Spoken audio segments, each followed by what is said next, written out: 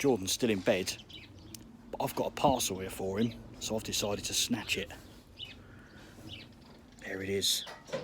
So let's get in the garage and open it before he wakes up. What do you reckon? Is that a bit naughty of me? Let's do it, shall we? Right, see what he's been given. What are we saying? Do you reckon I should do this? Yeah, come on, let's open it. Right, look, I've untaped it. What do you reckon's in here? I wonder if it's a clue.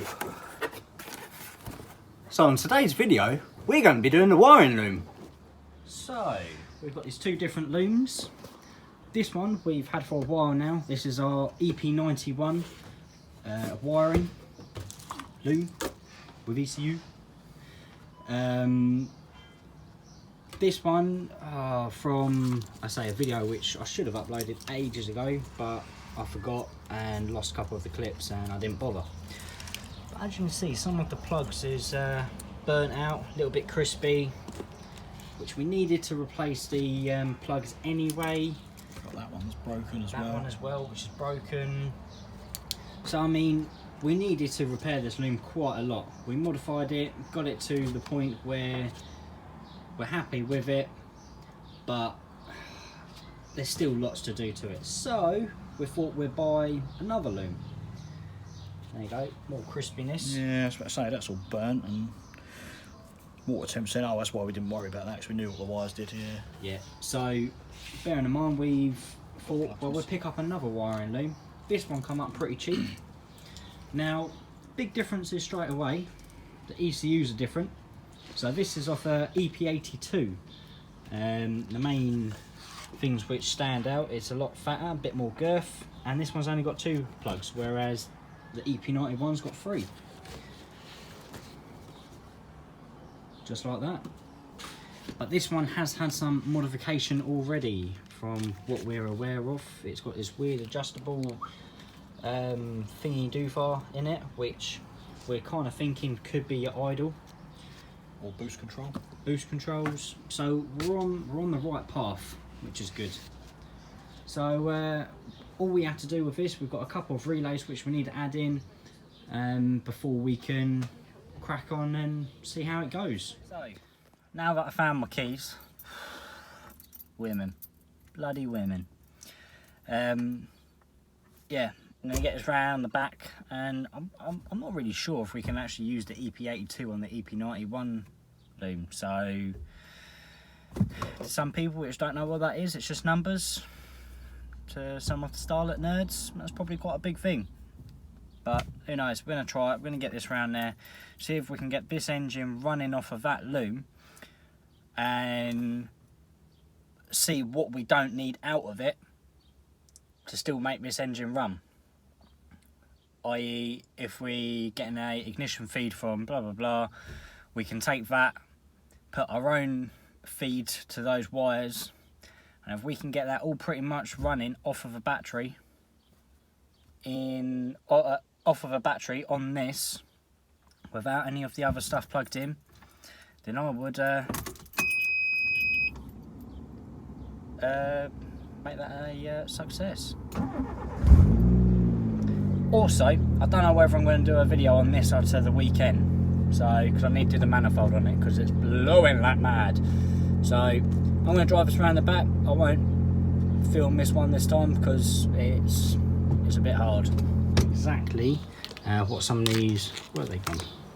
Lost them already. Where some of these wires are going to. So for instance, like these 3, it's for the alternator, which we're not going to need because we'll run our own charging system, just to make things a little bit more simple. I say Paul's just wiring in the relays for the fuel pump. Yep. And what's the other one? Fuel pump, and I'm doing the cooling fan as well. So and the cooling fan as well. So that way we can really, we've just got rid of that big fuse box and relay, and we're only using 2 relays out of it. So that should make things a bit more easy. And now the next point to do is, once Paul's done that, it's going to be a case of possibly trying to get this onto the Glanza, which is behind me. Plug everything in and, well, hopefully turn the key and fingers crossed you start. If not, bollocks. Big airy bollocks.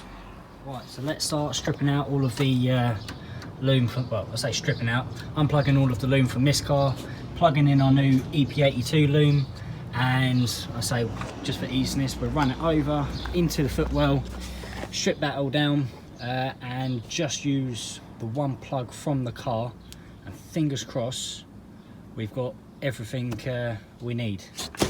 But they never go word to plan. So that's what I'm going to do now, and I shall bring you back once it's all swapped over. Well, the missus may lose my keys, but she does do a cracking toasty. Break time!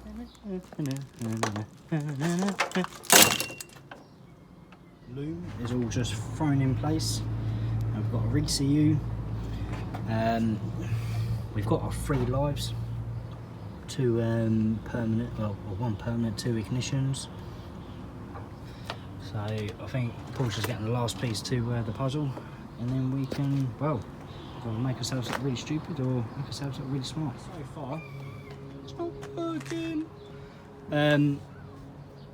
We've worked out we need another life to there. It's got like a fuel cut-off, which we're not getting any power down to the inner ejectors. We're now treating it as if it's a normal car with a normal fault of not running.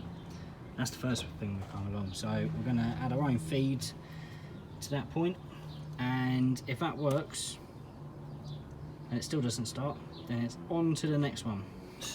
Ignition. Well, because this isn't power, the EFI relay isn't being powered up, and that's switched via that wire there. Right. So now, if we dab this on there, you can even hear the EFI relay clicking now. So we're getting somewhere. Right then. So then, does that mean we want to check? Right. All this is becoming to become a bit of a head fuck. The loom itself, we're getting certain bits working, and our main issue is we just don't seem to be getting any kind of switching power from the ECU. So we're getting our power down to the injectors, to the dizzy, to the igniter, to the coil. We're getting everything, but the ECU is still not switching back. Yet we've got another 2 plugs, which are usually in the interior loom, which we can't seem to get any wiring diagrams on whatsoever. So we're just going to throw it back together and have a bit more of a testing through the actual Glanza loom. But yeah, it's flying my head. It's not straightforward. Heat's on us as well. Yeah, it's sunny as hell. We're out here in the desert. The what are they called? Illusions? No, not illusions. You know, where you see the old water puddles of water.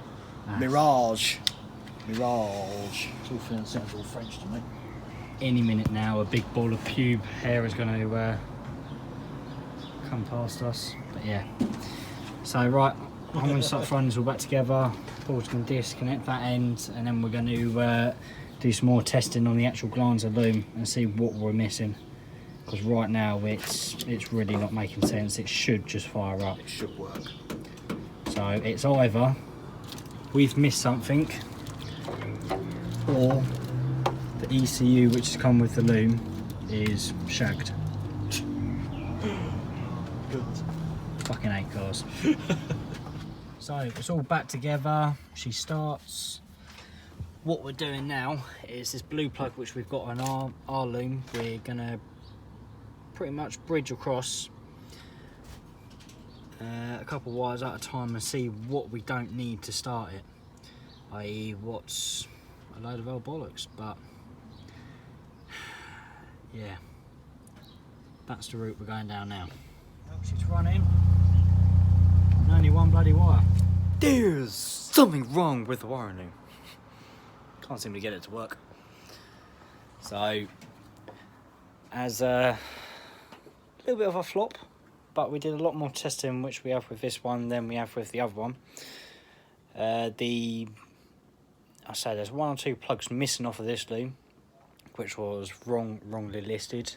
Our fuse box we got with it, everything's just been gashed out, so that's pretty much scrap, which we can sort anyway, but isn't the point.